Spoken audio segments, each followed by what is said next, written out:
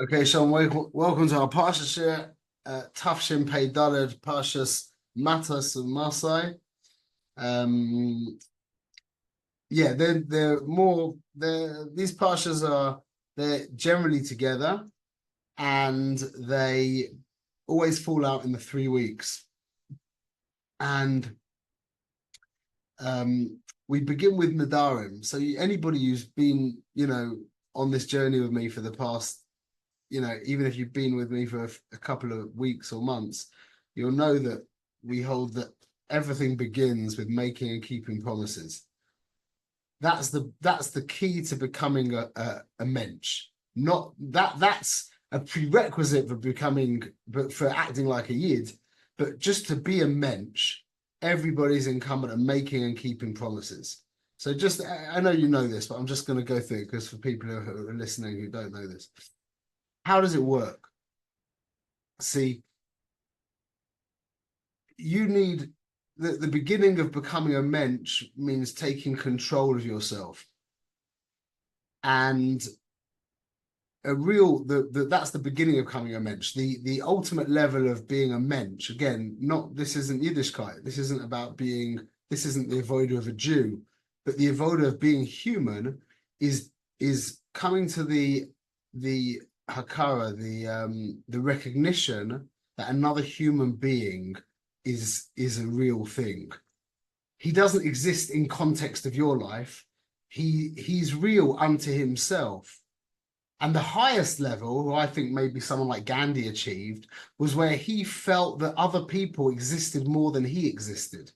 He was not in some kind of dependent, pathetic doormat kind of way, not at all, the opposite. He became the most powerful servant for the people there could be. It's the most empowering thing where you realize that other people, or you come to the recognition using your mind that other people are more real, are more important than you. And then life just becomes a pleasure as well. That's a side point. But so why is making and keeping promises the beginning of that? Because making and keeping promises is the beginning of understanding that you are not the center of the universe. So when I make a promise, let's just say I say to somebody, I'll meet you there at 10 o'clock. Now it's 10 to 10. If I leave now, I'll be there at 10 o'clock. It might even be a minute early. But I'm tidying that shelf that I wanted to tidy for the past 2 weeks. And now I'm tidying the shelf and I'm looking at my watch and I'm thinking, I really need to leave now, but there's at least 10 minutes work left here to get this done, 15 minutes work.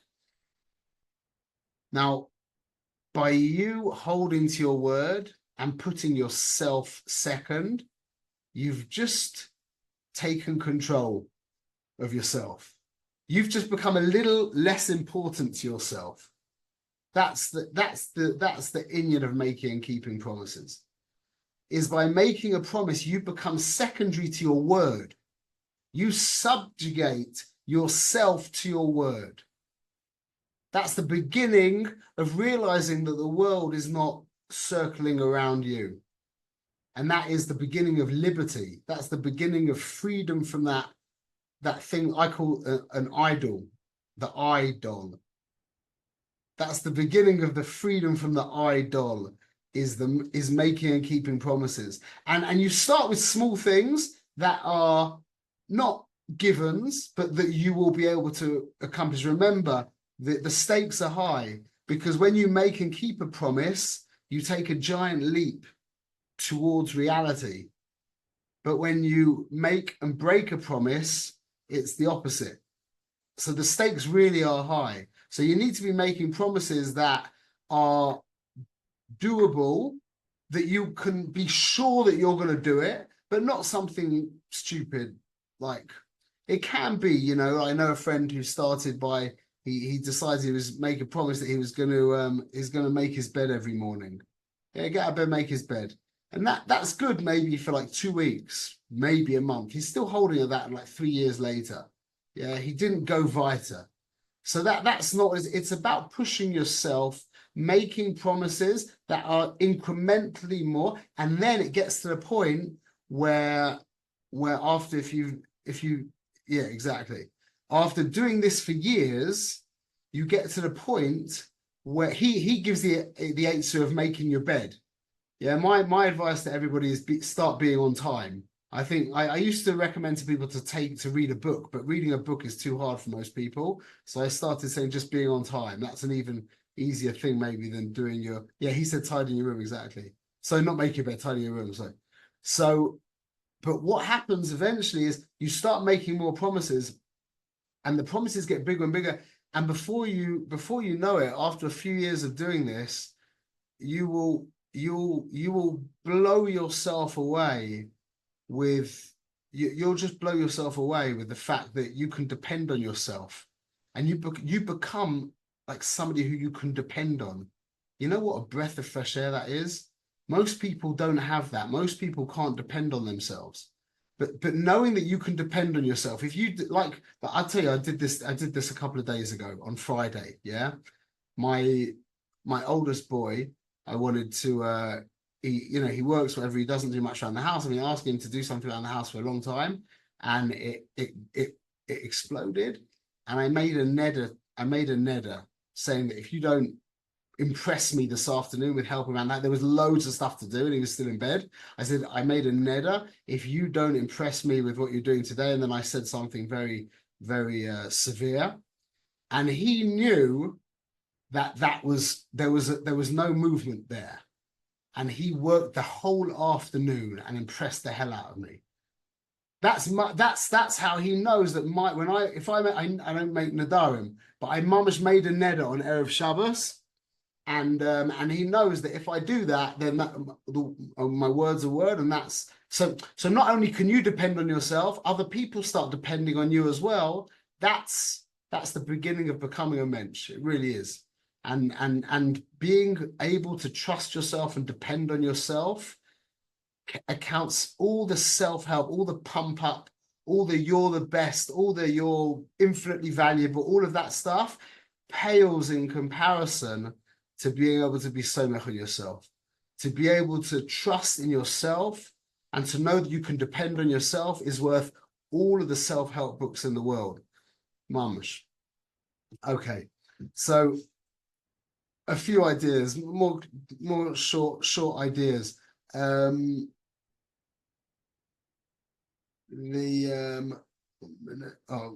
Just everyone knows this, but it's in the Or Chaim in this week's Parsha. So I just thought I'd show you inside the inyan of the journeys. So I'll tell you a quick story.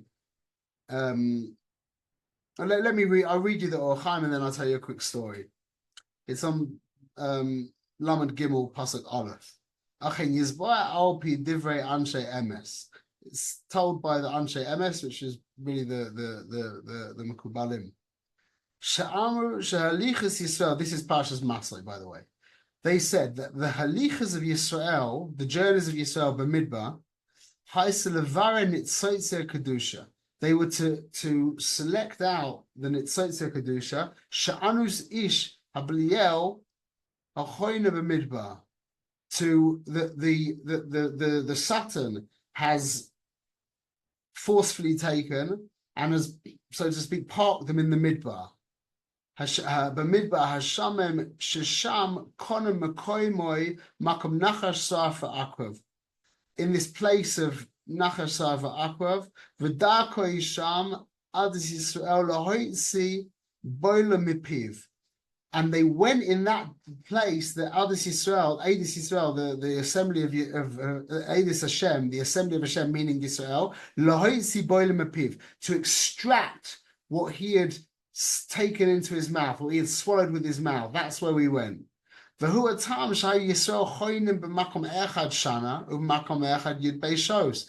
the reason why Yisrael camped some places for 12 months and some places for 12 hours. Why?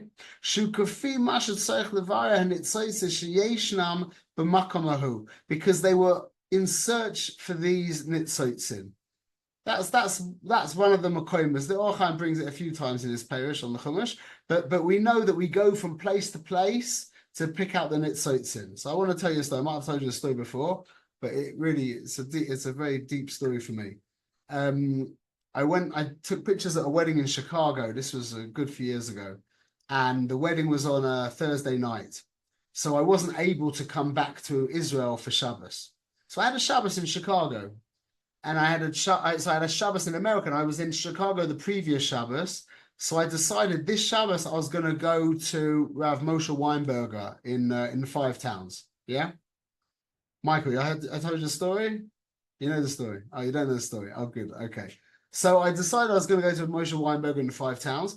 That was a big investment of, don't forget, taking pictures at a wedding is a huge amount of energy. And the next morning, your mum is smashed. Yeah, I probably went to bed at 3 o'clock in the morning, 4 o'clock in the morning. I was up at, 6 or 7 to get on the plane. And I got a plane to JFK, and it was a lot. It cost a lot of money.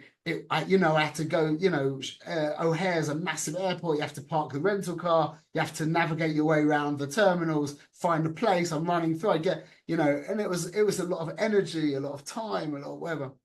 So I'm just landing now in New York, and I call up my friend Penny Farkas, who I'm staying by. And as I call him up to say I'm landing, the first thing I hear is, Shmuel, I'm so sorry. I'm like, what? So he says, I'm really sorry. There's one Shabbos a year when Rav Weinberger goes to Toronto. He's not in Woodmere, and this is the Shabbos. So I'm like, okay, comes to the Topher, fine. I'll get over it. I'm a big boy. So anyway, we spend the whole Shabbos, me and him, joking about this is why you're here. Like on Friday night in the shul, I was standing by the bookshelf by the Sidurim, and an old man got pushed over, and I was standing right behind him, and I caught him. I caught him in my arms. And so Penny's like, that's why you're here. And there was loads of things happening. Kept going, that's why you're here. That's why you're here. On the plane on the way back to Chicago, I had this revelation. I'm like, wow, what a Balgaiva I am. To think that the reason why I was going to Woodmere was to see Rav Weinberger in the first place is such a gaiva. That was the tool that Hashem used to get me to book my ticket to go to Woodmere. Anything, you think you're going on holiday, you think you're going to a business meeting, you think you're going to help your friend out, you think you're going to shul. All of that is the Boina Shloilem moving you from place to place so you can be Mavara the Nitzotzin that he needs you to be Mavara. That's an amazing... That's so liberating, you know what I'm saying? Just to realize that he's in control, he's moving you around, and then when things don't go right, you're like, look, Rabbi Shalom, this is your project. If you don't want it to be like this, I mean, that doesn't make any sense to me, but who cares what I think? So anyway, that was the Makor, one of the Makoros for that Inyan of going from place to place is the Inyan of being Mevarin at Tzotzin. It's the Or Chaim, Lamed Gimel, Pasuk Aleph. Okay. Is there a kesher, new thing, is there a kesher between Nadarim and the Milchama with Midian? Immediately after the Nadarim in Matos, yeah, we talk about the Milchama with Midian. Yeah? What's the kesher? So I found a beautiful Meir Shaloach. I'm learning the Meir Shaloach right now, and it's a beautiful sefer. I never seen a sefer like it. It's really very different, very special. So anyone know Rabbi Yom Tov Glazer's Possible You seminar? Yeah. I don't know. So it's based on a thing from what was called Landmark Forum. Actually, I think that started in California, no, in LA maybe. That basically what it does, what the goal is, it's a very simple idea, but his seminar is very effective and it really helps you. It's one thing hearing the idea, it's another thing internalizing the idea. So his seminar helps you internalize the idea. The idea is that there's a Metzias, and you put your shtick on it. And that's like without exception. There's the metzius of what really is, and then there's the how you perceive it. That's what the possible you is trying to dismantle. It's trying to make you realize that you put all of this stuff on all of these things, and it's not true. It's your shtick that you're putting, you're overlaying. It's your what's the word? Your narrative that you're overlaying on something where that narrative is not necessarily true, and quite often it isn't true. So I always understood that as being the third of the 10 Commandments. See, the Inyan of Shavua Shav, Rashi says, the Inyan of Shavua Shav is don't say, I swear in God's name, that pillar of marble is a pillar of gold. Meaning the third of the 10 Commandments. The first commandment is Mami, Anoichi Hashem. Believe in Hashem. The second one is Lo Yelecha. Don't be over the Avodah Zarah. And the third one is don't put your shtick on stuff. If you're seeing a pillar of marble, don't call it a pillar of zav. Don't call it a pillar of gold. The third commandment, mamash. As Rashi uses that exact Russian. Didn't speak in English. But don't put your stick. If it's a pillar of marble, call it a pillar of marble. Don't put your stick on it. Don't call it a pillar of gold. So now, listen to what the Meishalach. So that's the inyan of Nadarim. See, a neder, a shavua, koinim, all these inyanim are the idea of putting yourself onto a metzius. You actually change the metzius with a neder or a shavua. You actually change the metzius of what it is. So that's the whole inyan of this idea of your dimyon. Overlaying your dimyon, overlaying your own personal narrative onto X, Y, or Z. That's one of the inyan of Nadan, and that's why maybe we say Kol Nidre just before Yom Kippur, the day where we have to go back to reality. We begin by being mevatel all the Nadarim. All the Nadarim have to be taken, all of the shtick that we put on reality, that's the hachana for Yom Kippur, the day where we go back to mamash reality, where we go back to who we really are, let go of all of the definitions of yourself, all of the shtick that you put on yourself and on everyone else, on every other thing, except on Hashem, on His Torah. Let go of all of that and we'll start from afresh. That's called Shviras Halev. Shviras Halev is when you've undone all the unholy identifications that you have and you are fresh. It's like when you plant that seed, everyone says that the seed rots and then it sprouts again, yeah? So technically what happens, I understand it, is that the seed doesn't rot at all. If you take an apple seed, you have like the kind of brown creeper over the white part of the seed. That's what rots. The brown creeper of the seed rots. Nothing, the white part doesn't rot at all. The white part just, once the brown creeper dissolves, then the white part grows up.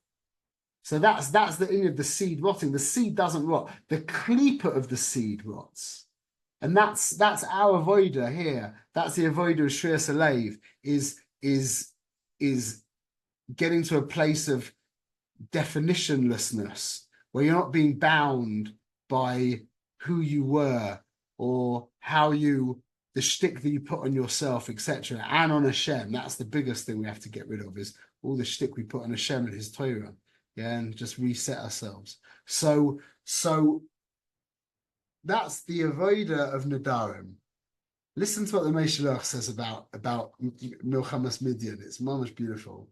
Nikmas b'nei Yisrael me'eis Midyanim, take Nekama against the Midyanim.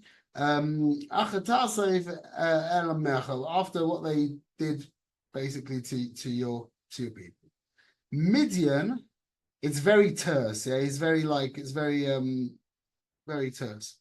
Midian moira al Dimyon. So Midian and Dimyon is basically the same oisius, yeah. So he says Midian is moira al Dimyon. Ki Moshe haya nikra chochmas kol Yisrael. Now, the whole Indian was that Moshe was, it was, what's the word? Prophet said he was told that he was going to die after this war. Yeah. You're going to fight the war, and then that would be the end of him. Yeah. So it says that first things first is Midian is the Indian of Dimion. Moshe is called Chochmas Kol Yisrael. He's the Chochma of Yisrael, Moshe Rabbeinu. Moshe Rabbeinu Parshas Tetzaveh. Okay. V'amar Kodesh Baruch Hu LeMoshe. Kash Yasid Dimion Melev Yisrael. Like that you removed the Dimion from the Lev Yisrael, as loy Yitzruch. I'm not saying this. This is what the Meshach is saying, by the way. Loy Yitzruchu B'nei Yisrael Lishtamesh B'Chochma Ledas Al Pi Hachmasam Esotzel Hashem. That through your removing their Dimion, they don't need you anymore.